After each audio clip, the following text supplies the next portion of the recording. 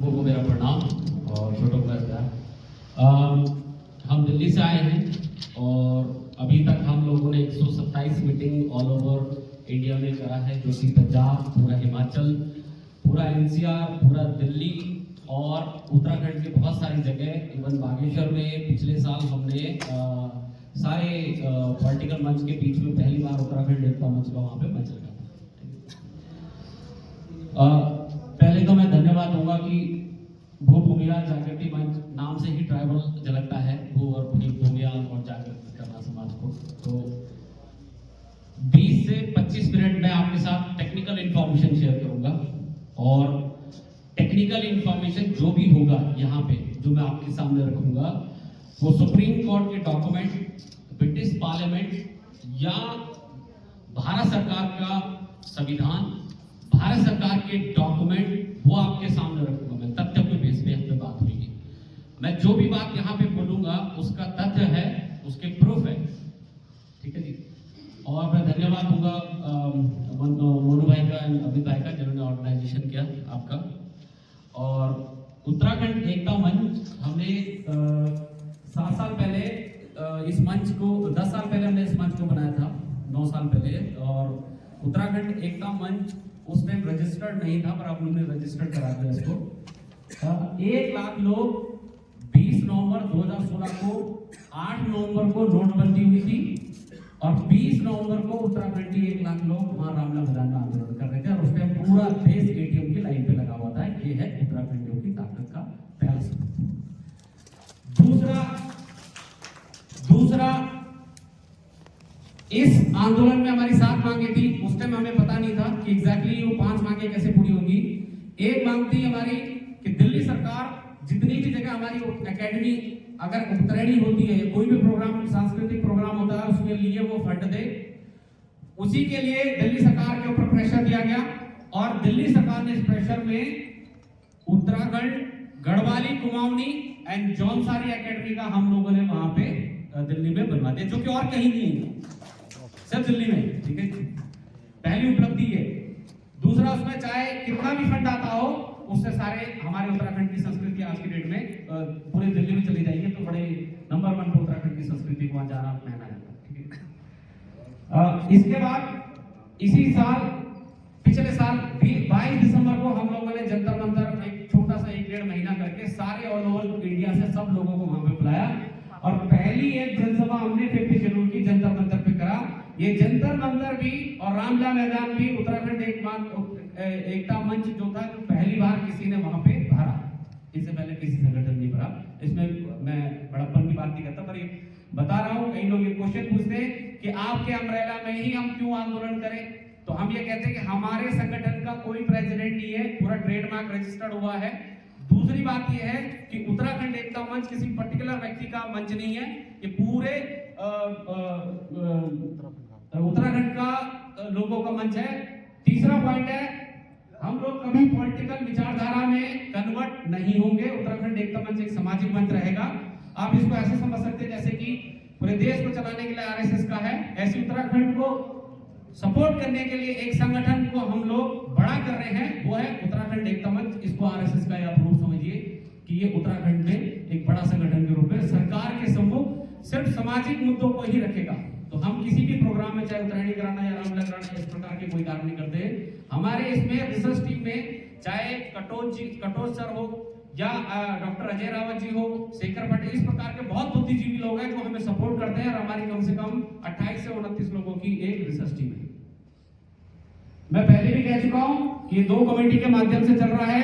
National working committee, जिसके अंदर अभी तक 56 लोग जो प्रस्तावित हैं वो इसके मेंबर हैं और ये शायद 122 लोगों से भी ज्यादा होगा, क्योंकि जितना ज्यादा हमने काम किया तो लोग जुड़ भी रहे। और इसकी कंडीशन है कि इस कमेटी के अंदर सिर्फ और सिर्फ नॉन पॉलिटिकल वही होगा जो किसी पार्टी का सदस्य हो सकता है, लेकिन अगर वो पद पे बैठा है किसी में तो वो कोर कमेटी का हिस्सा नहीं होगा। ये हमारा क्लियर इंस्ट्रक्शन पिछले 10 साल से चल रहा है। अगर किसी को चुनाव लड़ना है तो वो कोर कमेटी से इस्तीफा दे, स्टेटिंग कमेटी में जाइए और अपनी राजनीति उसमें करिए, कोई दिक्कत नहीं, हम सपोर्ट भी करेंगे। अब लास्ट मुद्दा, एक इंपॉर्टेंट मुद्दा जो पिछले साल भी चला था, जो हम बोलते हैं कि क्या उत्तराखंड जो मूल निवास की लड़ाई लड़ रहा है उससे मिलकर क्या होगा। या वो जायज मांग है कि नहीं है। तो अब आप इस बात को समझिए कि उत्तराखंड एकता मंच ने पूरी रिसर्च करी है कि मूल निवास सामान्य श्रेणी को कभी नहीं मिल सकता भारत के संविधान के हिसाब से। ये हमने सारा, चाहे सुप्रीम कोर्ट के जज है, सबसे कंसल्ट कर लिया है, संविधान पढ़ लिया। अब इस बात को समझना पड़ेगा कि क्यों नहीं मिल सकता। लेकिन उत्तराखंड के अंदर एससी समुदाय और एसटी समुदाय को ही मूल निवासी का दर्जा मिलता है। यूजली अभी लास्ट 10 साल पहले पार्लियामेंट डिस्कस हुआ कि मूल निवास सिर्फ ट्राइबल को बोला जाएगा, और मूल निवास वर्ड भी संविधान में नहीं है, उसमें भी ट्राइब का वर्ड है। तो अब इस बात को समझेंगे, जब एससी को मिलता है मूल निवास 1950 की कट ऑफ और एसटी को मिलता है मूल निवास 1950 की कट ऑफ, तो ये हम तथ्य के आधार पे कहते हैं। पहला डॉक्यूमेंट मैं आपको दिखा देता हूं।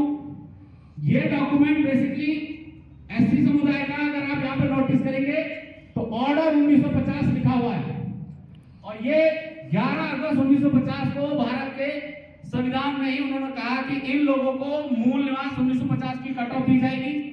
दूसरा डॉक्यूमेंट एसटी के लिए है।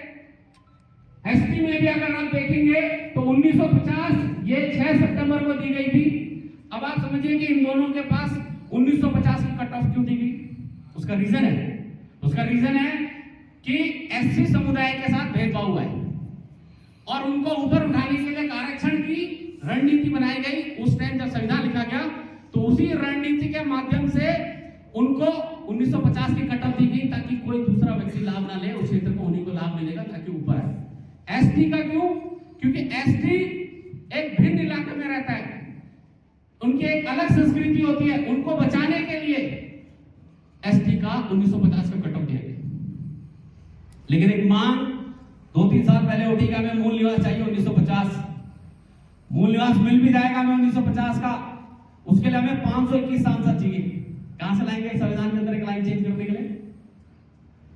पॉसिबल नहीं है। एक संविधान के अंदर आप कौन सी लाइनें चेंज करनी है उससे पहले हम समझ लेते हैं। ये एससी समुदाय का है, क्लियर नहीं है। ये 2003 में ये एससी का सर्टिफिकेट हमारे एक साथी का, और उसमें 1950 लिखा हुआ है। ये हमारे ट्विटर में भी है, और 1950 कहां लिखा सर? ये लिखा है। तो मैं ये कहने की कोशिश कर रहा हूं कि ये एससी का सर्टिफिकेट, और यही लेटेस्ट है, इसी पिछले साल जनवरी को निकाला है, कट गया वो लाइन उस तरफ है, उनको भी मूल निवास 1950 है। अब मैं बात कर लेता हूं, 84 में एक मूल निवास प्रमाण पत्र बना। हाँ, उस टाइम इतनी जागरूकता नहीं होती थी कि मूल निवास वर्ड कोई यूज करता था, कोई अलग जगह में अलग निवास का डॉक्यूमेंट यूज करता था, तो सरकार कंफ्यूज हो गई। तो उन्होंने बोला यार पूरे भारत में, सिर्फ उत्तराखंड की बात नहीं है, पूरे भारत में स्थायी प्रमाण पत्र जनरल कैटेगरी को मिला जाएगा। और उसका ये 84 में है, जब कोई कुछ बड़े लोग, बहुत लोगों को मैंने देखा है कि वो नेशनल टीवी के प्लेटफॉर्म पे बैठ के कहते हैं कि मुझे मूल निवास 1950 मिलता था। तो हम ये कहते हैं कि उत्तराखंड एकता मंच दावा करता है कि 144 करोड़ जनसंख्या में अगर सामान्य वर्ग को मूल निवास 1950 मूल निवास मिला, मूल निवास 1950 की कट ऑफ मिली है, तो वो हमारे सामने है, पर है ही नहीं, मिलता ही नहीं। अब इसका प्रमाण मैं दे देता हूं। 1998 में मैंने अपना सर्टिफिकेट बनाया, मैं भेज दूंगा ये पीपीटी आपको। हमको मूल निवास लिखा रहता था और एसडीएम हाथ से लिख के देता था, नीचे उसकी मूर्ति। बिल्कुल ये है, ये लिखा है, ये जो तीर का निशान है ये लिखा हुआ है। और ये जब मुझे मिला था 1998 में, तब लिखा हुआ था इसमें अधिवास प्रमाण पत्र अनूप सिंह फलाना इस गांव का मूल निवासी है, लिखा हुआ है, ये लिखा हुआ है। पर 1950 मैं जनरल कैटेगरी में आता हूं तो मेरे इस पर नहीं लिखा 1950। मैं आपको वही दिखाया पिछले में कि 1950, बाकी उसमें लिखा हुआ है, एसटी में भी लिखा हुआ है, एससी में भी लिखा हुआ है, आज भी मिल रहा है, पूरे भारत को दोनों समुदाय को मिल रहा है। अब ये समझते हैं कि क्यों इसका सबसे इंपॉर्टेंट चीज है कि मूल निवास 1950 क्यों नहीं जनरल कैटेगरी पे मिलता है। ये अनुच्छेद 16, अनुच्छेद 19, इसके अंदर ई या डी सेक्शन है जो कहता है कि भारत का कोई भी नागरिक जनरल कैटेगरी में किसी भी देश में रह सकता है। दोबारा रिपीट कर देता हूं, आर्टिकल 19E और डी। और ये आर्टिकल 19 और डी किसके लिए लागू नहीं होता है? एससी और एसटी के लिए लागू नहीं होता है, बिल्कुल वैसे ही जैसे यूसीसी एसटी क्षेत्र में लागू नहीं होता। तो ये जो यही एक रहा है जो कहता है कि जनरल कैटेगरी को आर्टिकल 19, देखिए पूरे भारत में EDF। तो मुझे बताइए कि जो मूल निवास 1950 के कट ऑफ हम जनरल कैटेगरी से लड़ रहे हैं, इस आंदोलन में कभी सफलता मिलेगी? बताइए, कभी नहीं मिलेगी और किसी भी एंगल से नहीं मिलेगी। संविधान के कई लोग हमसे बोलते हैं हम तो संविधान चेंज करा देंगे। अरे भाई नहीं, 521 सांसद सदियां लग जाएगी, हमारे पास नहीं है। हमारे खुद हमारे 5 काम नहीं करते, 7 काम नहीं करते। दूसरी बात कर लेते हैं, जब हम 50 शेड्यूल की मांग करते हैं तो उसके अंदर क्लियरली लिखा हुआ है, अगर आप देखोगे पहली लाइन में 19(5), मैं 19E और डी की बात कर लिया, लेकिन अगर हमें 50 शेड्यूल मिल जाता है तो हमारे यहाँ 19(5) लागू हो जाएगा। वो देखिए ई और डी पूरे भारत के कहीं भी घूमने जा सकता है, लेकिन नीचे अनुच्छेद 244 5वीं अनुसूची में जब जिस क्षेत्र में लग जाता है तो वहां यूसीसी लागू नहीं होता है। वहां पे आपको 1950 की कट ऑफ मिलती है, वहां पे आपको भू कानून मिलता है, वहां आपको सब कुछ मिलेगा। और जो पिछला है जो एसटी एससी समुदाय का, वो जब हम एसटी के अंदर आ जाएंगे या हम 50 शेड्यूल के अंदर आ जाएंगे तो हमें मूल निवास 1950 मिल जाएगा। ये एक प्रावधान है जिसके ऊपर पिछले 2 साल से हम लोग लड़ रहे हैं। आगे बात कर लेते हैं, इसमें वो भी तो आएगा पुनर्गठन जो है विधानसभाओं का ज्योग्राफी के आधार। मैं आ रहा हूं उस पॉइंट पे। इसके बाद कई लोग हमसे बोलते हैं कि यार हिमाचल में जैसा मूल निवास हिमाचल वाला भू कानून चाहिए, तो हमें समझना पड़ेगा हिमाचल के अंदर भी अगर आप हिमाचल के अंदर 20 साल रहते हैं तो आपको वहां का मूल निवास सर्टिफिकेट मिल जाएगा, यानी कि बोनोफाइड मिल जाएगा। वो मेन वहां पे बोनोफाइड मिलता है, वहां मिल जाएगा। लेकिन 30 साल रहोगे तो आप वहां पे 500 मीटर स्क्वायर मीटर जमीन और 300 स्क्वायर मीटर जमीन दुकान के लिए रोजगार के लिए ले सकते हो। एक बात, एक कुश्ती। बेटे भी नहीं ले सकते, मेरे बेटे भी नहीं ले सकते, ये कानून है वहां का। और वो उसी कानून के माध्यम से आज तक उनकी भूमि बची है। लेकिन इस बात को समझना पड़ेगा कि हिमाचल के 43% भूमि पे दूसरा कानून भी लगा हुआ है, उसका नाम है 50 शेड्यूल। अब मैं दोनों में फर्क दिखा देता हूं, फिर आगे ले लेता हूं।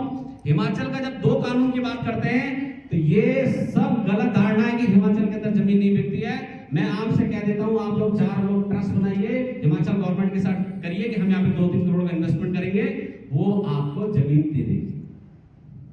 लेकिन यही ट्रस्ट लाहौल स्पीति में जाके जहां पे 43% 3 जिले 2.5 जिले आते हैं उनके, वहां पे जाके कोई ट्रस्ट नहीं बना सकता, कोई लेकिन जमीन नहीं ले सकता।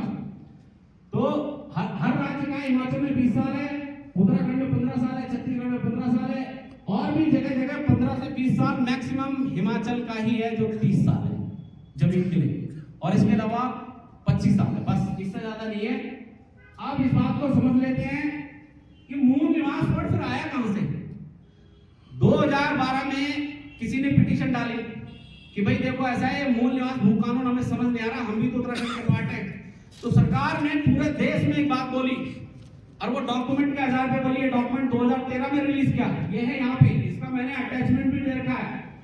अब आप इस बात को समझिए कि वो क्लियर कह रहे हैं कि देखिए आप भ्रमित ना होइए, मूल निवास शब्द की जगह स्थायी शब्द को स्थायी निवासी का शब्द यूज किया जाएगा। ये बिल्कुल वैसी है जैसे अलग होता है। मूल निवासी को भी वही प्रावधान मिलते हैं, छोटे मोटे जो योजनाओं के लाभ है वो भी मिल जाते हैं। और ये क्यों उन्होंने बोला कि नीचे भ्रमित करने वाले मूल निवासी प्रमाण पत्र, स्थायी निवास प्रमाण पत्र, अधिवास प्रमाण पत्र, निवास प्रमाण पत्र, डोमिसाइल सर्टिफिकेट, इन शब्दों का उच्चारण कर सकते नहीं कर सकते हैं आप स्थायी को। तो ये पूरे देश के लिए लागू है। और हम ही लोगों ने पकड़ लिया कि मूल निवासी नहीं आते, और हमने आंदोलन खड़ी कर दी। और इस पे कोई भी सरकार नहीं बोलती कि मूल निवास में लागू करवा सकता। कोई बोलता है तो बीजेपी से बोलता है, ना कांग्रेस से बोलता है। और ऑब्वियसली बात है, नहीं बोलेंगे वो कहेंगे ये जाना चंद जय रास्ते जाला, जब हमारी सरकार जाला तो यूं ही वापस लाला हमारी सरकार तक, क्यों हम ओवर कर देंगे। ये सिस्टम है, ये पॉलिटिकल सिस्टम चलता है। आपको पता ही नहीं चलेगा कि आप किस आंदोलन के पार्ट हैं, किस पार्टी के लिए काम कर रहे हैं। स्ट्रैटेजी इस लेवल तक जा चुकी है। पार्टियों के अंदर इतने हाई लेवल के टूल जा चुके हैं कि अगले दिन वो निर्धारित कर देंगे कि फलानी जगह का नाम क्या है या फलानी लोग कौन समुदाय के कौन से कलर पहनेंगे। ये तक का एजेंडा उनके पास है। हम किस बात को कर रहे हैं? तो ये डॉक्यूमेंट निकला, ये प्रमाण है जो ये प्रूफ कर दे कि भाई ये मूल निवास क्षेत्र से हमारे 36 अधिकार चले गए, तो वो हमसे संपर्क कर सकते हैं। एक कॉपी और पेन आपको मिला है, आप उस कॉपी और पेन के अंदर क्वेश्चन मेरे पास दे दीजिए। मैं 2 दिन बाद 4 दिन बाद लाइव आके सारे क्वेश्चन का आंसर दे दूंगा जो भी आपके हैं, क्योंकि यहाँ पे समय का अभाव रहेगा। दूसरी बात कर लेते हैं 5th शेड्यूल की। तो ये देखिए डार्क जहां है वह 90% से ज्यादा 5th शेड्यूल लागू है, उससे कम है वहां पे 86% है। और जब हमसे पूछा जाता है कि आप लोग ट्राइबल कैसे हो, आप कैसे आ सकते हो, तो हम कहते हैं कि जो 1965 की लोकल कमेटी है, उस कमेटी के अंदर जो मापदंड है वो मापदंड के 100% पैरामीटर उत्तराखंड फुलफिल करता है। और वो पैरामीटर यही तो है कि हमारी एक भिन्न संस्कृति है। मैं तो सारी जगह बोलता हूं कि चलिए ठीक है, मैं हर जगह बोलता हूं कि अगर दिल्ली में बैठा हुआ व्यक्ति या यहां का बैठा हुआ व्यक्ति के ऊपर कोई पारिवारिक संकट आ जाता तो क्या वो कल कोई बड़े विष्णु भगवान का या राम भगवान का मूर्ति लगा के पूजा पाठ कर लेते या देवता पूजते? हम लोग देवता ही करते हैं ना, अपने देवताओं की पूजा तो करते हैं। यही ट्राइबल की सबसे पहले हम लोग जागर लगाते हैं, हम लोग व्यक्ति के अंदर मनुष्य को प्रकट भूतों को प्रकट करते हैं, हमारे यहाँ है और कहीं नहीं है।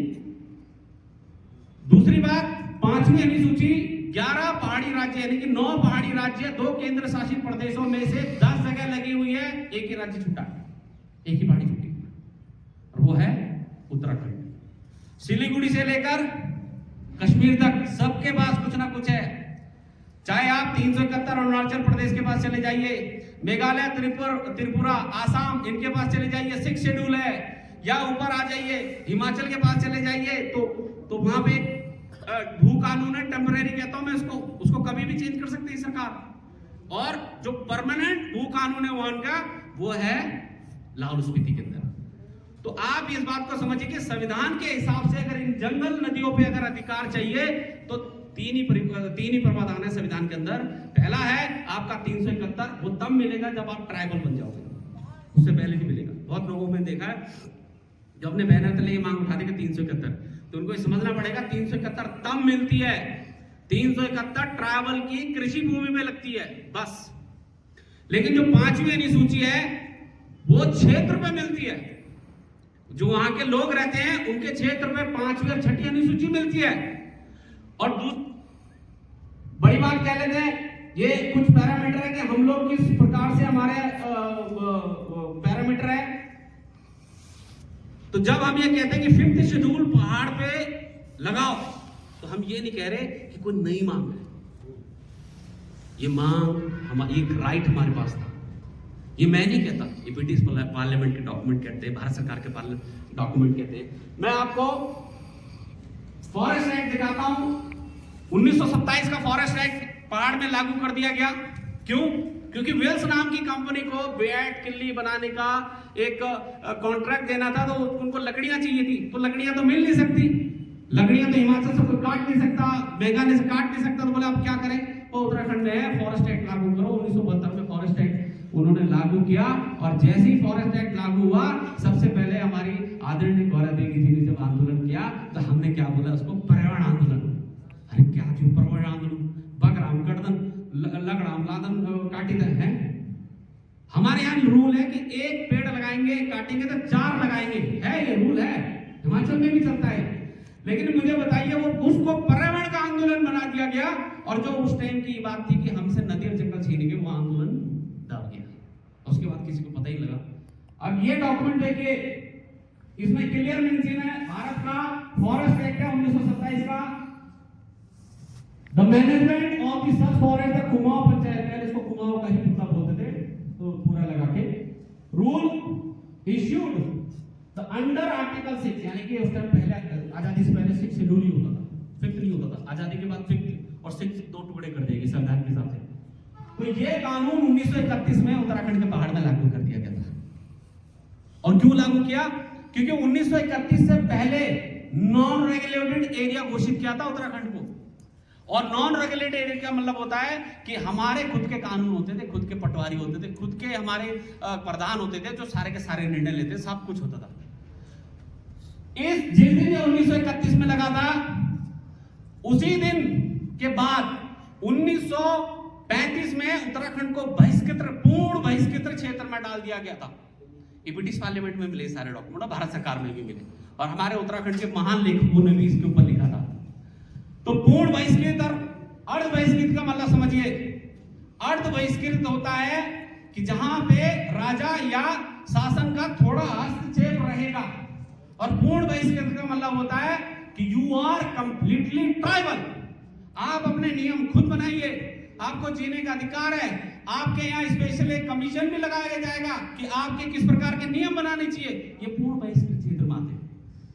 विडंबना देखिए, चक्राता अर्ध बहिष्कृत क्षेत्र में आता है, चक्राता को ट्राइबल मिला। उत्तराखंड का और इलाका पूर्ण बहिष्कृत क्षेत्र में मिलता है। जो पहला हकदार था उत्तराखंड, यानी कि गढ़वाल और कुमाऊं के लोग पहले हकदार थे पूर्ण बहिष्कृत, उनको नहीं मिला। तो हम कह रहे थे चक्राता को मिला, हमें क्यों नहीं मिला? हमें भी तो मिलना चाहिए था उस टाइम पे।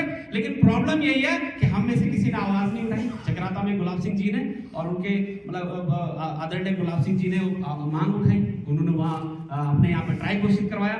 लेकिन हमारे यहाँ से कोई लीडर थे ही नहीं जिन्होंने अपने क्षेत्र को ट्राई घोषित कराना था। तो सरकार को दोष ना दे, हम ही तो दोषी हैं, तो हमने मांगा नहीं ढंग से। अब मैं जब बात कहता हूं कि संविधान के अंदर इसी आर्टिकल को, फॉरेस्ट एक्ट को, जो पहले डिस्ट्रिक्ट शेड्यूल एक्ट के नाम पे 6 शेड्यूल था, संविधान के अंदर इसको क्या कहा जाता है? संविधान का 5th शेड्यूल का डॉक्यूमेंट है। Under the preview of the schedule district act, नीचे लिखा फ्लोइंग इंडिपेंडेंस, आजादी के बाद these area were brought under the 5th और 6th शेड्यूल। 5th वहां लिखा है, कट गया, एंड 6th शेड्यूल।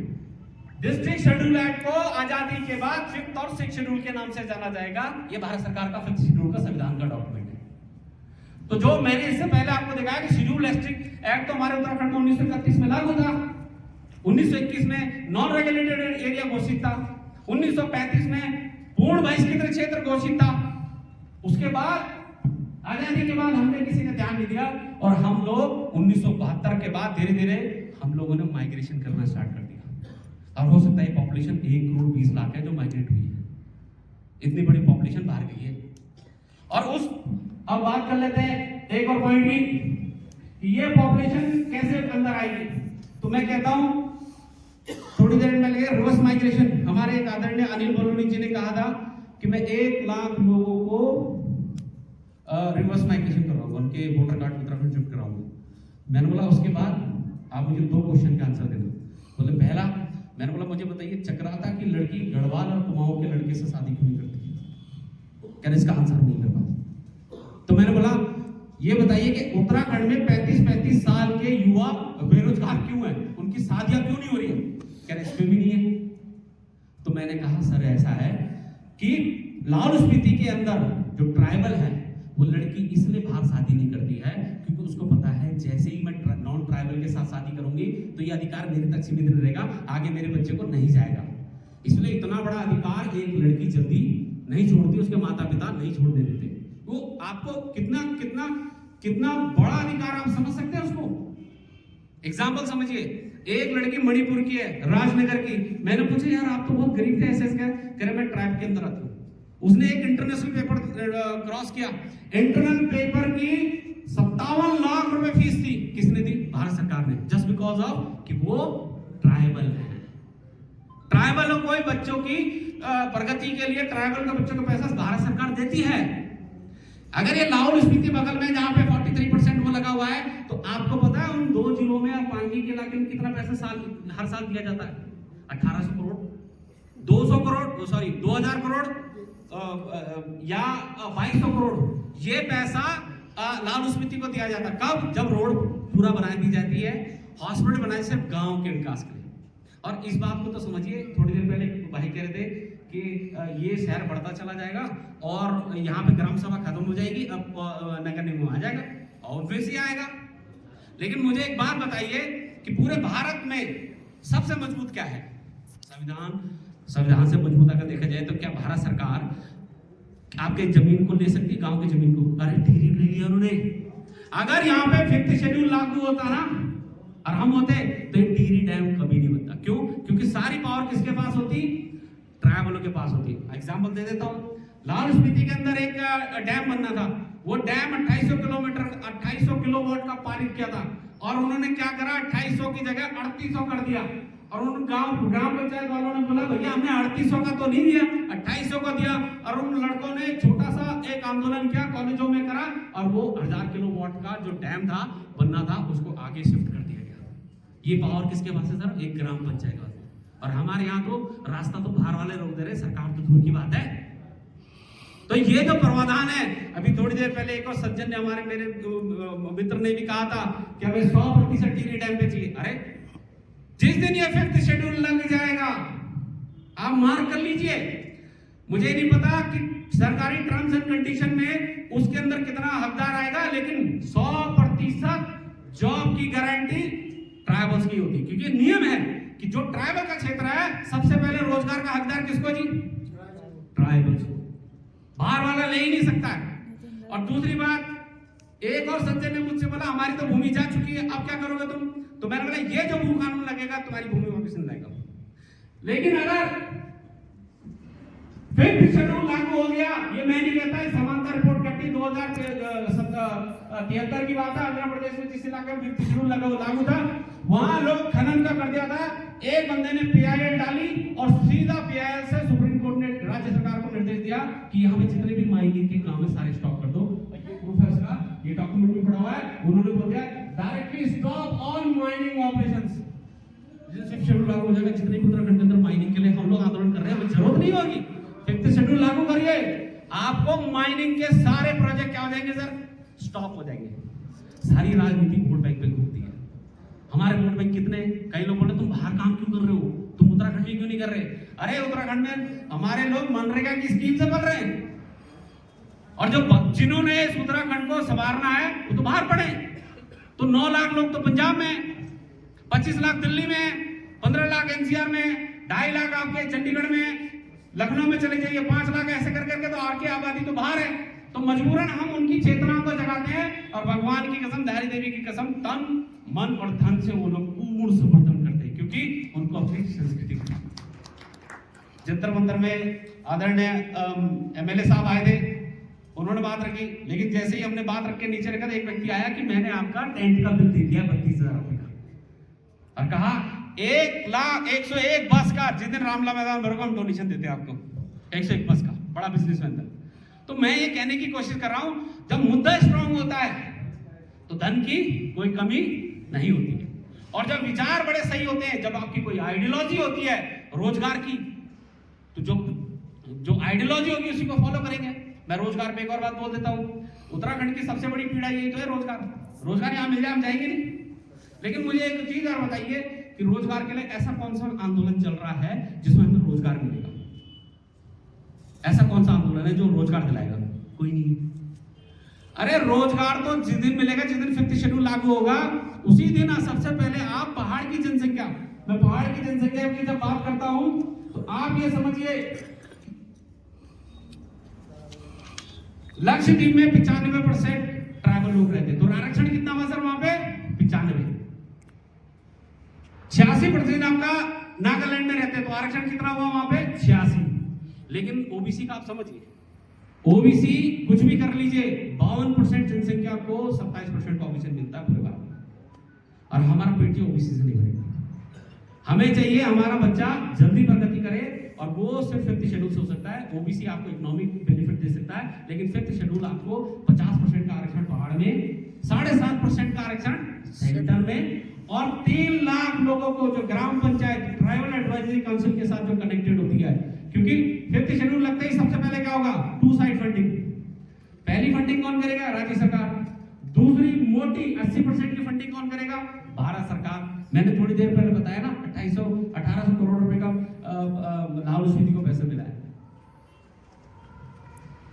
बाकी मैंने आपको कह दिया है ये सारे के सारे बेनिफिट आपको 5th शेड्यूल से ही मिलेंगे। इसको इकोनॉमिक पॉइंट पर समझिए। एक सज्जन ने मुझसे पूछा कि ट्राइबल लगते ही आप तो कंस्ट्रक्शन का काम रोक रहे हो, तुम तो प्रगति के द्वारा रोक रहे हो। तो मैंने एक काम कर लेते हैं, प्रेस PIB की रिपोर्ट है, पीआईबी रिपोर्ट में बोला ये बताओ कि प्रति व्यक्ति आय किसकी ज्यादा है। तो आप जो इस तरफ देख रहे हैं ये उत्तराखंड है। उत्तराखंड में जाहिर सी बात है कि हरिद्वार की सबसे ज्यादा होगी, लेकिन उसके बाद देहरादून की है, उसके बाद चमोली की है, बाकी सारे राज्य की लाख से कम है। तो ऐसा क्या है, चलिए मैंने बोला यार ये मुझे समझ नहीं आ रहा एग्जैक्टली क्या है, तो मैंने उत्तराखंड को पढ़ा, कोई हिमाचल को पढ़ा। तो हिमाचल में प्रति व्यक्ति आय 3.25 लाख और 3.25 लाख, 2011 की बता रहा हूं मैं, ये क्योंकि अभी तक रिलीज है 11 की। तो प्रति व्यक्ति आय हिमाचल में सबसे ज्यादा इस ट्राइबल इलाके की, सोलन को छोड़ के इस ट्राइबल इलाके की, लाहौल, स्पीति और पांगी की। तो ये तो यहाँ तो कोई कंस्ट्रक्शन नहीं हुआ ना। जो ट्रेन गई भी है, अटल ट्रेन गई भी है, वो कहां तक गई है? मनाली। मनाली के जस्ट बाद लाहौल स्पीति स्टार्ट होता है, शिशु, वहां नहीं, जहां ट्रेन की सख्त जरूरत थी वहां ट्रेन नहीं बनी, और सारे पहाड़ 21 टनलें बना दी वहां पे हिमाचल के, और जब जहां सख्त जरूरत थी टनल के वहां टनल बनाए। आपको पता क्यों?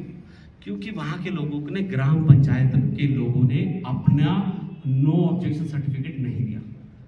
तुम किसी का पहाड़ को ब्लास्ट करके उड़ाओगे और बोलोगे ट्रेन निकालनी तो नहीं मिलेगा। तो उन्होंने जब नहीं दिया और एनओसी नहीं दिया, तो मुझे बताइए कि एक भारत सरकार किसके आगे झुकी? एक ग्राम पंचायत। और ग्राम पंचायत सबसे बड़ी मजबूत किसकी होती है? 5th schedule. काय की ग्राम पंचायत मजबूत होती है। उत्तराखंड में कई लोगों ने बोला जिन्हें ट्राइब मिला वो भी तो ऑब्जेक्शन उठाएंगे, नहीं। जिन्हें ट्राइब मिला है उन्हें सबसे पहले 5th शेड्यूल मिलेगा, और जिन्हें ओबीसी मिला है, मेरे हिसाब से 23% से ज्यादा लोग होंगे, सर मुझे करेक्ट करना, मुझे ज्ञान नहीं है इस पे, 23% से ज्यादा लोगों ने अपने आप को ओबीसी का दर्जा ले रखा है। राठ खास समुदाय से आता है, ओबीसी का पूरा क्षेत्र है। और भी जगह ले लीजिए, पिथौरागढ़ में ले लीजिए, जौनपुर में ले लीजिए, उत्तरकाशी में ले लीजिए, वो सब अपने आप को ओबीसी के अंदर लेके आए। पता क्यों? क्योंकि वो खास समुदाय जाते हैं। तो हमारे बड़े बड़े विद्वानों ने कहा है कि उत्तराखंड के मूल निवासी कौन है भाई? जो ऑलरेडी यहाँ के रहने वाले, और मोर देन 90% तो खास समुदाय से आते हैं। ये तो चर्चा का विषय है खास का बाद में, पर मैं ये कहने की कोशिश कर रहा हूँ कि आप लोग, क्योंकि भूमि बंदोबस्त आजादी से पहले 12 भूमि बंदोबस्त हुए हैं गढ़वाल और कुमाऊं को मिला के, टिहरी के 5 भूमि बंदोबस्त हुए। 1928 का गढ़वाल का भूमि बंदोबस्त आप चेक कर लीजिए, आपको अपनी जाति पता चल जाएगी, आप एग्जैक्टली ट्राइबल है कि नहीं वहां से पता चल जाएगा। दूसरा 5वां भूमि बंदोबस्त टिहरी गढ़वाल के चेक कर लीजिए, वहां से आपको पता चल जाएगा। एक किसी ने अपना इतिहास नहीं जाना, 5th शेड्यूल था, चला गया, छीन लिया। उसके बाद एक बड़ा और था, ये 6% का, थोड़ा प्रोजेक्टर का है, 6% का आरक्षण मेडिकल में उत्तराखंड के लोगों को मिलता था। कब? जब हम यूपी के पार्ट थे। 6% का कैलकुलेशन निकालना सर, अगर 100 एक कॉलेज के अंदर 100 डॉक्टर की वैकेंसी निकलती है तो उसमें 6 कहां से चुने जाएंगे? पहाड़ से। इतने सारे बच्चे हमारे डॉक्टर इंजीनियर बनते हैं। और वो कब छीना हमसे सर? 28 जुलाई 1995। कब? जब हमने 1994 का आंदोलन कर दिया था, तो यूपी सरकार ने हाईकोर्ट में मिलकर वो हमसे छीन लिया। इसके अलावा 2% का प्रांतीय रोजगार 4th क्लास में मिलता था। तो पहला एक राज्य है पूरे भारत का जिससे 5th शेड्यूल छीना, जिससे ट्राइब छीना, जिससे 6% आरक्षण छीना, जिससे 2% का आरक्षण छीना, और हम लगे हुए मूल निवास और भू कानून। अरे कौन सा भू कानून मांग रहे तुम? कद का प्लॉट चल तुम, कद का खेत चल तुम। अरे अभी तो हमारे आदरणीय साथी ने बोला, आदरणीय सर ने बोला कि खेती नहीं है। अरे मैं तो हर चैनल पे कहता हूँ कि मेरे दादा के पास 56 खेत थे, फिर पिताजी के पास आए, फिर मेरे पास आए, फिर मेरे बेटे के पास आए, तो मेरे बेटे के हिस्से में 1 खेत और आधी सगोड़ी है। अब लगाए इसमें भू कानून, क्या मिलेगा इसमें भू कानून लगा के? असली भू कानून तो ये जंगल है। जिस दिन ट्राइबल बन जाओगे 2-2 एकड़ 2-2 हेक्टर जमीन भी आपको कृषि के लिए यहीं से मिलेगी। ये पहला हक आपका ही है ट्राइबल का। तो जमीन की भू कानून ये चाहिए जो चक्राता में लगा है, भू कानून वो चाहिए जो लाहौल स्पीति में लगा हुआ है, भू कानून वो चाहिए जो मेघालय में लगा है। तो 3 ही प्रावधान है भू कानून लेने के। आर्टिकल 342 जो चक्राता में लगा हुआ है, आर्टिकल 244(1) जो कि लाहौल स्पीति में लगा है, आर्टिकल 244(2) जो कि मेघालय और आसाम में लगा हुआ है। इसको एक और उदाहरण समझ के फिर बात खत्म करता हूं। अभी सोनम वांगचुक जी ने एक आंदोलन किया, उन्होंने अपने यहाँ पे क्या मांगा? मांग क्या थी उनकी कि मुझे पूर्ण राज्य का दर्जा मिले, 2 लोकसभा सीटों, 5 जिले बनाए जाए और 1 लोक सेवा आयोग बनाया जाए। अब आप मुझे बताइए, ये सारी चीज 6 शेड्यूल से भी बेस्ट है। उनके यहाँ 6 शेड्यूल कभी नहीं लग सकता, ये मैं इंटरनली कहता हूँ। इसलिए नहीं लग सकता कि जो कपड़े आपके नाप पे बने हुए हैं तो वो दूसरे पड़ोसी के नाप पे कैसे फिट हो जाएंगे। संविधान के अंदर एक लाइन चेंज में बीजेपी की सरकार चली जाएगी। तो जो 6 शेड्यूल है वो सिर्फ 4 राज्य की बात करता हूं जो आसाम के लिए बनाए गए थे। तो आसाम से टूटे हुए जो राज्य हैं उनके लिए 6 शेड्यूल है। और आज देखिए 4 साल के अंदर सोनम वांगचुक जी ने क्या किया, 5 जिले बन गए, 2 लोकसभा सीट होने जा रही है परिसीमन के बाद। 95% रिजर्वेशन लोकसभा आयोग वहां गठित हो गया, उनको मिलेगा और पूर्ण राज्य का उनका ड्राफ्ट तैयार हो गया। और हमने क्या मांगा, हमने सिर्फ राज्य मांगा। राज्य हमने इस प्रकार से मांगा कि उसका कोई बेस ही नहीं था, और हमने अपनी तरफ से बामण बन के, जजमान बन के एक रिपोर्ट बनाई और बोला ऐसा चाहिए। अरे यार सीधा बोलना था कि संविधान के अंदर 5वीं अनुसूची है, 6ठी अनुसूची है, वो लागू करो ना हमारे उत्तराखंड में, तब राज्य में पूरा का पूरा चाहिए। लेकिन हमने राज्य लड़ा, और जिस दिन से राज्य लड़ा, मार्क कर लीजिए, इस राज्य में लूटपाट उसी दिन से स्टार्ट हुई। सबसे ज्यादा खनन राज्य बनने के बाद, सबसे ज्यादा बेरोजगारी राज्य बनने के बाद, सबसे ज्यादा बेरोजगार घूम रहे ये पलायन हुआ राज्य का। आज की डेट में परिसीमन का बड़ा मुद्दा, सबसे ज्यादा। अब लोग नेता कई लोग हैं, उन्होंने मुझसे बोला कि परिसीमन का मुद्दा होना चाहिए। अरे बहुत बढ़िया है, लेकिन परिसीमन का मुद्दा किसके लिए बेनिफिट है? आपका पेट भरेगा परिसीमन, मेरा पेट भरेगा, हमारे बच्चों को माइग्रेशन नहीं। परिसीमन सिर्फ इसलिए है कि कहीं पहाड़ की सीटें ना कट जाए और प्लेन में ना चले जाए। तो मैं एक बात कहता हूं कि पहाड़ की सीटें अरुणाचल प्रदेश में चले जाइए। 60 सीटों में से 59 सीटें रिजर्व है किसके लिए? ट्राइब के लिए। अगर ये 5th शेड्यूल लागू हो जाता है तो यहां पूरी 38 सीटों पे कौन लड़ेगा? ट्राइबल लड़ेगा जी। कोई भी अग्रवाल बाहर से आ जाए वो यहां नहीं लड़ सकता। डोमिनेट कौन करेगा इस क्षेत्र को? ट्राइब। तो हमें ट्राइबल चाहिए। रोजगार वहीं से है, परिसीमन वहीं से है, रिवर्स माइग्रेशन वहीं से है, संस्कृति का संरक्षण मैंने बता दिया कि अगर कल हमारे बच्चे को, बेटी को, अगर मेरी बेटी को और बेटे को ट्राइब मिल जाता है तो मेरा बेटा तो जॉब ले लेगा ट्राइब के माध्यम से, और जंगल से ले लेगा। जंगल में भी तो आपके 350-400 प्रकार के तो ऊपर के फल है, और जमीन के अंदर से तो 73 प्रकार के हैं। इसी से कर लेंगे हम, जो सरकार ने लिया है। तो जो बेटी है हमारी वो बाहर नहीं जाएगी। तो मुझे बताइए, जो दिल्ली में जो ड्रामा चल रहा है कि संस्कृति संरक्षण करना है, तो संरक्षण कौन करने आएगा? विष्णु भगवान तो नहीं आएंगे। संरक्षण करने के लिए तो एक लड़का एक लड़की और दोनों एक ही समुदाय बने थे। Correct sir? ऐसा तो नहीं होगा ना कि मैं नेपाली लड़की लेके आऊंगा, बंगाली लड़के लेकर और फिर बोल यहाँ पे लड़ूंगा कि मैं संरक्षण कर रहा हूँ। नहीं, हमारी क्या होता है संरक्षण, क्या होती संस्कृति? बड़ा मोटा परिभाषा, कुछ नहीं है। बोली, खान पीन, रहना, वातावरण, अपना आदर सत्कार, एक मेंटालिटी जो पहाड़ की नीति में चलता है, प्रोसेस में चलता है, वो संस्कृति। और वो तभी जिंदा होगा जब हम गढ़वाली से शादी करेगा, कुमाऊनी से करेगा, जौनसारी से कर रहा है। ऐसी तो होगा संरक्षण। तो संस्कृति का संरक्षण भी इसी से मिलता है। अब इंटरेस्टिंग शो कर लेते हैं। ये महेंद्र भट्ट जी है, ओबीसी मांग रहे हैं नर्स का, बहुत बढ़िया। ये आवाज कैसे होगी? आवाज कर दो।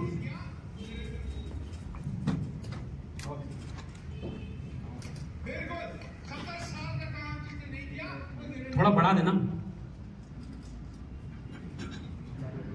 बस 5 मिनट और है जी।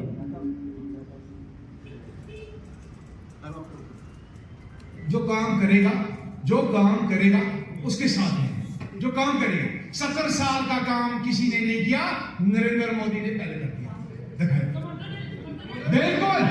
बिल्कुल 70 साल का काम जिसने नहीं किया वो नरेंद्र मोदी ने किया हुआ। पहाड़ियों को एसटी देने का। अब इस बात को समझिए कि एसटी से उनका भला हुआ है, जिनके यहाँ से 370 हटाइए जी। और उन्होंने उसकी जगह क्या मांगा? सोनम वांगचुक ने क्या मांगा उसकी जगह? 6 और 5th शेड्यूल, ये ट्राइब स्टेटस मांगा है। ये बात कर लेते हैं। यहाँ पे सरदार जी हैं, ये जम्मू कश्मीर के रहने वाले, और इनको सबसे पहला ट्राइब का सर्टिफिकेट मिल रहा है कश्मीर। एक सरदार कैसे ट्राइबल हो सकता है? आप समझिए ना, कुछ तो होगा जिसकी वजह से ट्राइबल है। और हम तो पूर्ण रूप से ट्राइबल है। हम तो पूर्ण, हमारे देवता, हमारी जमीन, हमारा खान पीन, हमारे तौर तरीके, हमारा ये सब कुछ। अब बात कर लेते हैं जिस दिन से ट्राइबल मिला कश्मीर को, ये कश्मीर में क्या मैं हुआ? आपको बताऊं कि आप 1947 साल की तारीख उठा के देखें, जब तक उम्मीद आप देख सकते हो हमारे यहाँ पे कितने डॉक्टर्स इंजीनियर होंगे बड़े बड़े, 50,000 डॉक्टर्स नहीं होंगे 47 से लेकर 2023 तक। मगर जब से हमको एसटी स्टेटस मिला है, पहला बैच निकला है नीट का, 10% रिजर्वेशन दी हमको भाजपा ने, आज 126 बच्चा हमारा डॉक्टर नीट के लिए क्वालिफाई किया है। अब समझिए कि इसी साल, पिछले साल मई के महीने में 20% यानी कि 32 लाख लोगों को ओएसबी और एसटी का दर्जा मिला है कश्मीर में, और हम यहाँ लड़ रहे हैं मूल निवास और भूखा। ये परमार जी है। जौनसाबाद की जो स्थिति थी वो बहुत अच्छी स्थिति नहीं थी। उसके लिए हम विकास कितना भी कर लें, लेकिन वहाँ पर विकास कम दिखाई देता था। अगर एक सड़क आप बनाएंगे तो एक सड़क जो 100 किलोमीटर बनेगी, उसमें भी बहुत मुश्किल से बहुत कम गांव जो है जुड़ पाते थे।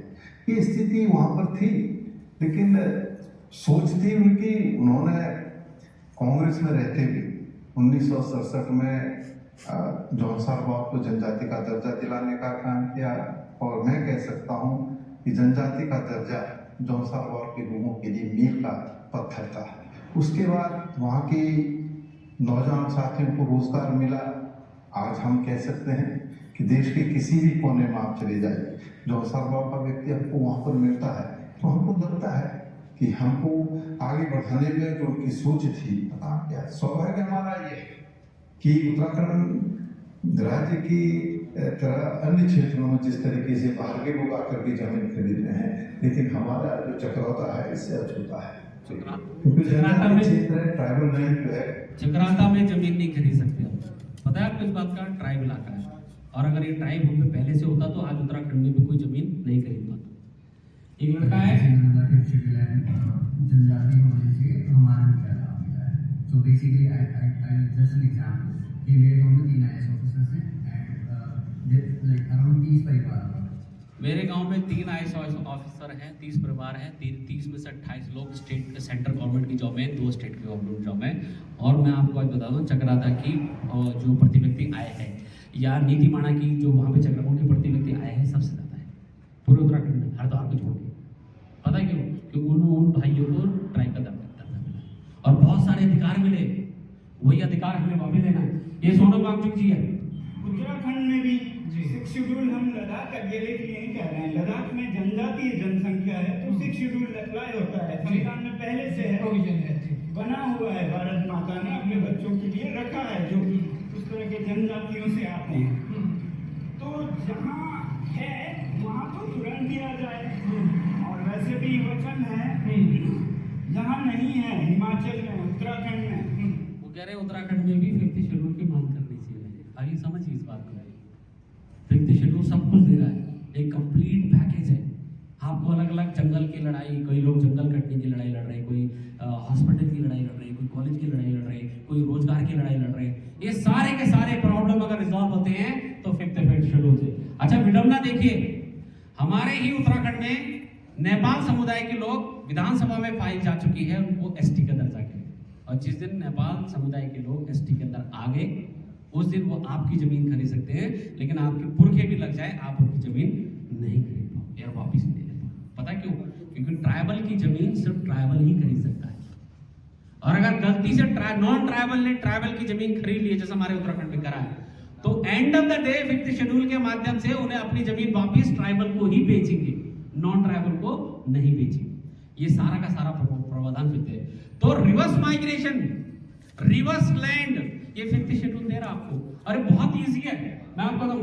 इसके अलावा वन गुजर है जो मुस्लिम समुदाय है, उनको भी उनकी ट्राइब की फाइल लगी हुई है। इसके अलावा एससी समुदाय की मांग करने के लिए 1,30,000 लोग हैं उधम सिंह नगर में। जिस दिन उनको आरक्षण मिल गया तो वो आपके कॉलेज में बंगाली टोन में पढ़ाएंगे आपके बच्चों को, क्योंकि आरक्षण की श्रेणी में आ जाएंगे।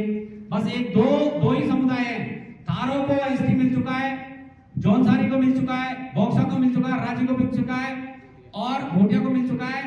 पूरे उत्तराखंड में 7 ही समुदाय रहते हैं, 2 छूटे, गढ़वाली और कुमाऊनी। और मैप के हिसाब से समझा देता हूँ, ऐसा गोल चक्कर बना लीजिए, सबको ट्राइब मिला है, देहरादून के पास वालों को भी, लेकिन जो अंदर है, जो अंदर जानवरों के बीच में रह रहे हैं, शेरों के बीच में रह रहे हैं, उनको ट्राइब नहीं मिला।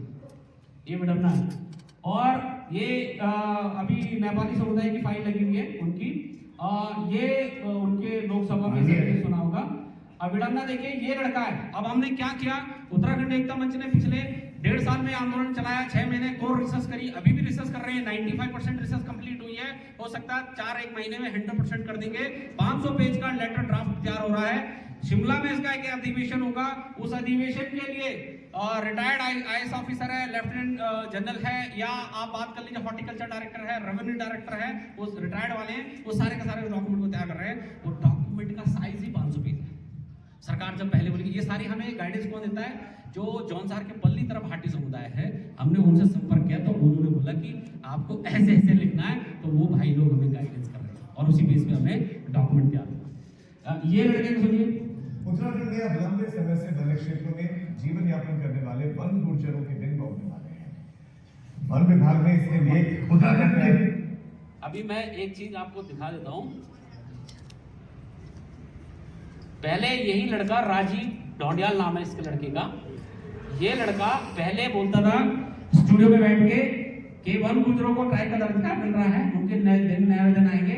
और यही लड़का पिछले साल ये बोल रहा था कि दिल्ली में देहरादून में मूल निवास की रैली होगी, सब वहां पहुंचो। मतलब ये बच्चा मास कम्युनिकेशन कर चुका है, इसको यही नहीं पता कि मूल निवासी तो ट्राइब को मिलता है। तो ये इस बच्चे की जो मेंटेलिटी वो किसने चेंज करी, हम ही नहीं तो चेंज करी। ये उल्टे हुल फूल आंदोलन लेके ग्राउंड पे चल पड़े हम लोग। और वहां से हमारा बच्चा अनाउंस कर रहा, भीड़ आ रही है, भीड़ आके आंदोलन में खड़ी हो रही है। वो भीड़ कहां से आ रही है, कौन प्लान कर रहा है, और वो भीड़ गायब हो जा रही है। और अगले दिन हमारे ही लड़के बोल रहे संगठन बना रहे, कहां से संगठन बनाएगा, तुम्हारी विचारधारा नहीं है। ये लड़का अब जाके सही डायरेक्शन में आया है।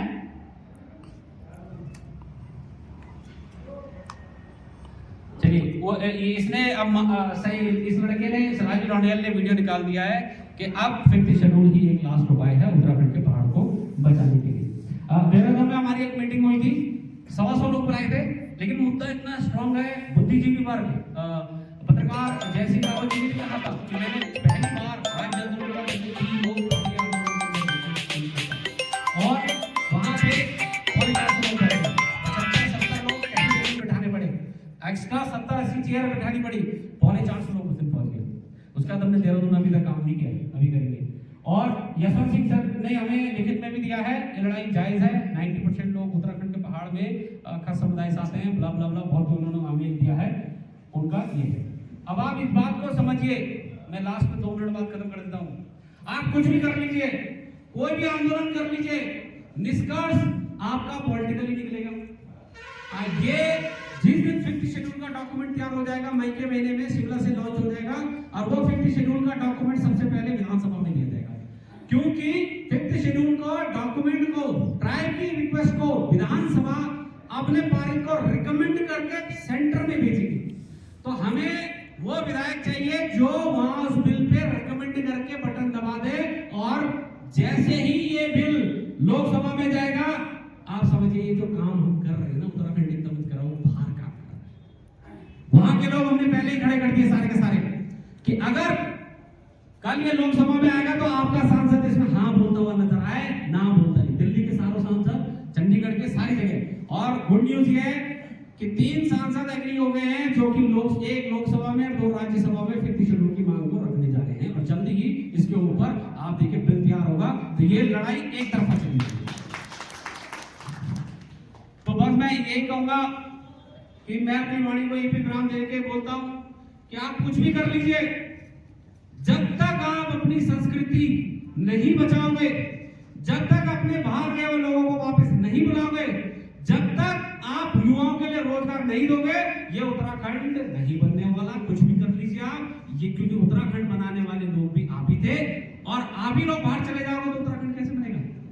तो जो रिवर्स माइग्रेशन है, जिस दिन रिवर्स माइग्रेशन पहाड़ में आ जाएगी, हमारा यूथ इतना इंटेलिजेंट है, वो देखिए कुछ भी कर लीजिए, वो अपना आधार कार्ड, वोटर कार्ड यहाँ शिफ्ट करेगा एसटी को मांगने के लिए। करेगा नहीं करेगा जी बताइए। सारे लोग आ जाएंगे, गांव के अंदर आपकी भीड़ हो जाएगी, वो बोलेंगे ये तो आगे सारे के सारे, क्योंकि भारत सरकार जो, राज्य सरकार, भारत सरकार जो पैमाना देखती है, जो परिसीमन भी होगा वो जनसंख्या के आधार पर होगा, और जनसंख्या बढ़ाने का अधिकार ये 5th शेड्यूल को है। बाकी अगर कोई आपको ये कह दे कि क्षेत्र के हिसाब से परिसीमन होगा, अभी के टाइम पे कोई भी डॉक्यूमेंट देख लीजिए जिसका कोई प्रावधान नहीं है। अगर सरकार आपको ऐसे बोल रही है तो वो आपको गलत डायरेक्शन में दूसरे आंदोलन के लिए तैयार कर रही है।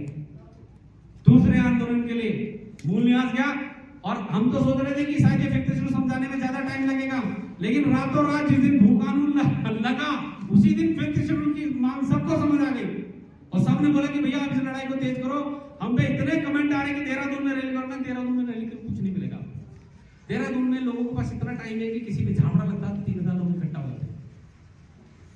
आंदोलन को समझ नहीं आएगा। आंदोलन की पीड़ा वही समझेगा जिसके साथ पीड़ा है, जो पहाड़ में रह रहा है, बेरोजगार घूम रहा है, जिसकी शादी नहीं हो रही है, जो उत्तराखंड के बाहर रह रहा है, जो बेचारा घर वापस आना चाहता है अपनी संस्कृति में, तो वो पीड़ा है। एक क्वेश्चन है बस, it's very nice what you said. हम फिफ्थ शेड्यूल की जगह सिक्स शेड्यूल क्यों नहीं डिमांड कर रहे हैं? जैसे कि आप बोल रहे हैं सोनम वांगचुक वही कर रहा है, तो हम सिक्स शेड्यूल क्यों नहीं मान रहे हैं? सिक्स शेड्यूल तब मिलता है जब आपके क्षेत्र में 50% ट्राइबल पहले से ही। अगर चक्राता वाले जिले में जिस दिन 50% ट्राइब्स हो जाएंगे, क्योंकि देखो ट्राइब किसको दोगे आप? फिफ्थ शेड्यूल सिक्स शेड्यूल किसको दोगे? ट्राइबल को ही तो दोगे। तो जिस दिन 50% उस जिले में ट्राइबल हो जाएंगे तो चक्राता को बाय डिफॉल्ट बिना बोले सिक्स शेड्यूल मिल जाएगा। आप जैसे अभी बोल रहे थे लद्दाख को नहीं मिल सकता, तो फिर क्यों नहीं? लद्दाख को इसलिए नहीं मिल सकता, मैंने बोला कि सिक्स शेड्यूल किसी को नहीं मिल सकता पूरे भारत में। ये टेक्निकली मैं कह रहा हूं, पर मैं ओपनली नहीं कहता। वो इसलिए क्योंकि सिक्स शेड्यूल जो बना था वो उस टाइम पे 4 प्रांतीय होते थे, एक उत्तर प्रदेश, आसाम, ऐसे करके 2 और होते थे। तो आसाम को ही सिक्स शेड्यूल के दायरे में लाया गया और सिक्स शेड्यूल जो फिट है, जो फिट फाट होता है वो आसाम के लिए होता है, वो किसी और पे लागू हो ही नहीं सकता, क्योंकि वहां की स्टाइल लद्दाख पे लागू नहीं होती। एग्जांपल दे देता हूं, इसको समझ लेना। वो आसाम पूरा जंगलों से भरा हुआ है पूरा, और हिमाचल लद्दाख चले जाइए वहां जंगल नहीं है, और भी सारी भिन्नी है। तो सिक्स शेड्यूल वहीं लागू होगा जहां 50% ज्यादा ऑलरेडी ट्राइब होंगे।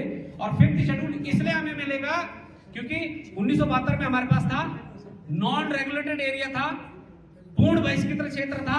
सिक्स शेड्यूल 1931 में लागू हुआ था। और असली बात तो यह है कि जो हमारी पद्धति है वो पद्धति पूरे भारत में सब उत्तराखंड के पास है। और विडम्बना देखिए, जो देवभूमि है उसी को ट्राइब नहीं मिला और बाकी सारी भूमियों को ट्राइब मिला। और ट्राइब कोई गलत चीज नहीं है, अच्छी चीज है।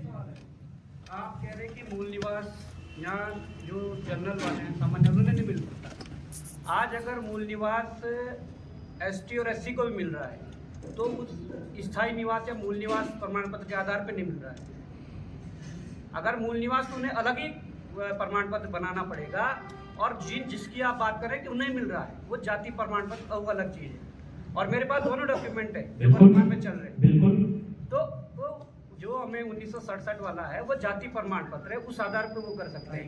पर अगर मूल निवास की हम आज बात करते हैं तो मैं अगर 2014 में बनाऊंगा तो 2014 की कट ऑफ डेट से ही मिल रहा है। ऐसा नहीं है कि उसमें लिखा जा रहा है कि तुम मैंने आपको वहां पे दिखाया था। मैं बता रहा हूँ, दोनों डॉक्यूमेंट दिखा सकता हूँ।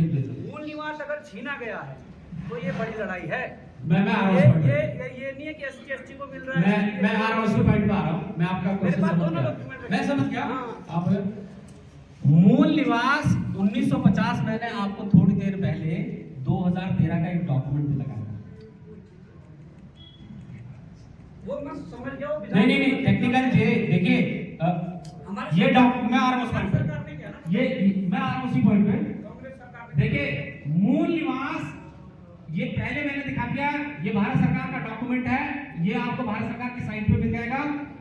मूल निवास भ्रमित करने वाला वर्ड है, हम इसको चेंज करके पूरे भारत में स्थायी निवास लागू कर रहे हैं। इसमें स्थायी पे ही सारे लिखे, ये अलूर नीचे आदिवास प्रमाण पत्र, निवास प्रमाण पत्र, डोमिसाइल, मूल निवास प्रमाण पत्र, इसको हटाइए। बस यही चेंज हुआ है। बाकी जो सुविधाएं आपको मूल निवासी के माध्यम से मिलती थी, आज भी सबसे बड़ा प्रमाणित डॉक्यूमेंट आपको पता क्या है? आपका कृषक का प्रमाण पत्र। वो ऐसे नहीं बनता है कि किसी ने कृषि जमीन खरीद ली तो हिमाचल में 8 प्रकार के कृषि प्रमाण पत्र मिलते हैं, 8 प्रकार के, तो कैटेगराइज हो जाते हैं। तो जो मूल निवास, मैं कहता हूं कि मूल निवासी सिर्फ ट्राइबल को बोलते हैं। और ये जो मूल निवास का आंदोलन है या मूल निवास का वर्ड है, इसके लिए हम क्यों लड़े?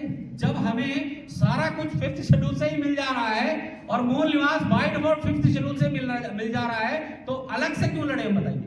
आज हम मूल निवास के लिए लड़े, कल फिर हम रोजगार के लिए लड़ेंगे, परसों हम नदी के लिए लड़ेंगे, परसों हो सकता पहाड़ के लिए। फिफ्थ शेड्यूल मिलेगा कैसे, प्रोसेस क्या है? देखिए, फिफ्थ शेड्यूल का सिंपल सा प्रोसेस है जो मैंने बता दिया।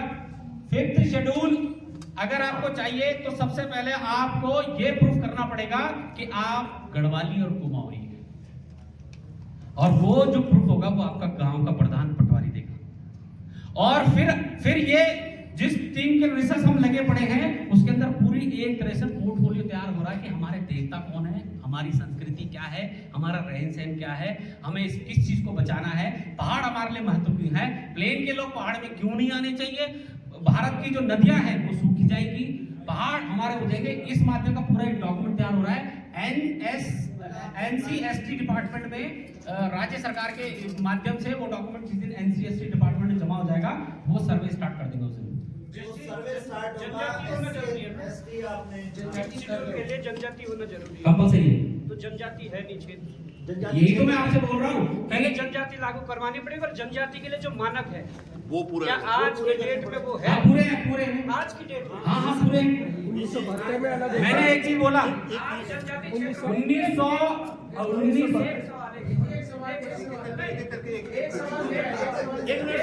इसके लिए अलग से सेक्शन वही मैं कह रहा था। अलग से रख देते हैं।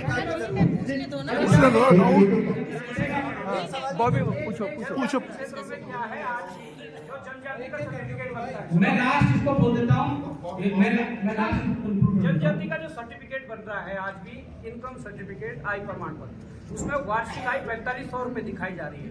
क्या आज अगर सर्वे होगा उस आधार पर जनजाति घोषित होगा उत्तराखंड? मैं एक चीज बताऊँ आपको, मुझे ना नीतिमाणा के लोगों ने रीच किया था, उन्होंने बोला कि हमारे कुछ समुदायों के लिए 173 करोड़ रुपए का फंड आया है। मैं आ रहा हूँ।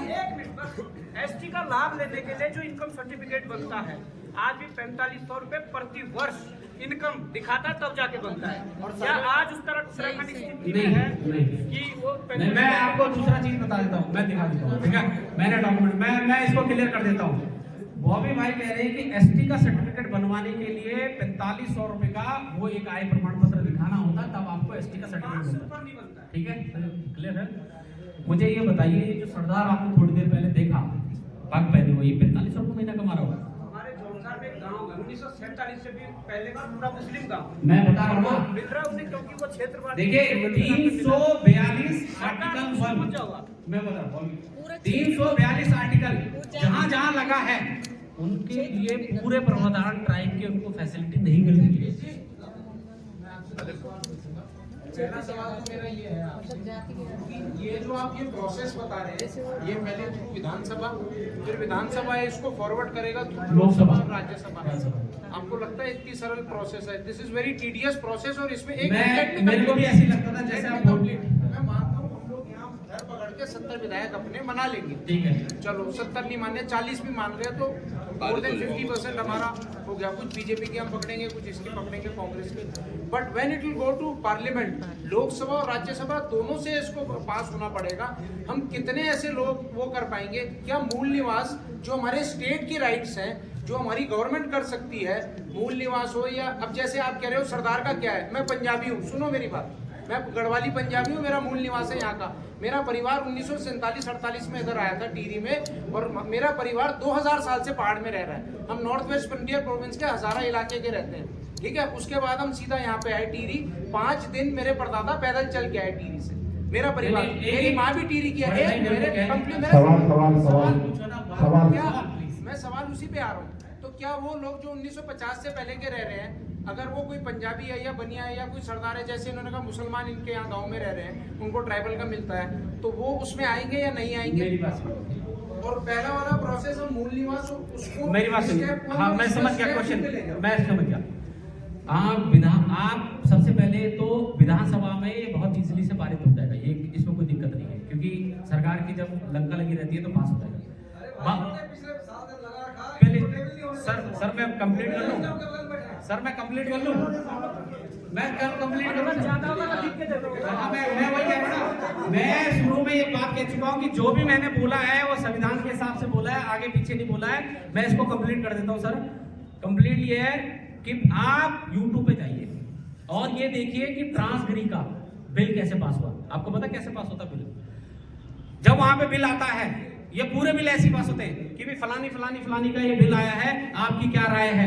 तो बताओ क्या बोलते हैं कि जो नहीं सहमत है वो ना करिए, जो सहमत है वो हाँ करिए, नहीं में तो कोई बोलता ही नहीं। किसको पता है किसकी छाती पे क्या फर्क पड़ता है? ये बाकी क्लैरिफिकेशन इस टाइप के हम बाद में कर लेंगे, इसमें समय जा रहा है। अगर सब ये हम लिख सकते हैं, ये बाद में बात कर लेंगे। कंक्लूड कर लो। मैं इस पे ये करता हूं, जितने भी लोगों के डाउट हैं आप दोबारा कहीं पे भी बुला लीजिए, मैं सारे डॉक्यूमेंट लेके आ जाता हूं। ये जो फिफ्थ शेड्यूल का आंदोलन ग्राउंड पे इतना लंबा चल रहा है, भाई साहब बोल लेते, जितना भी चल रहा है, ये आपको 7.5% का रोजगार, 50 पहाड़ पर अधिकार, कानून ये चीज नहीं देगा। आप इसी जो फिफ्थ शेड्यूल वाला मुद्दा है, ये जब सबको मिल सकता है, सिर्फ उत्तराखंड छूट गया है।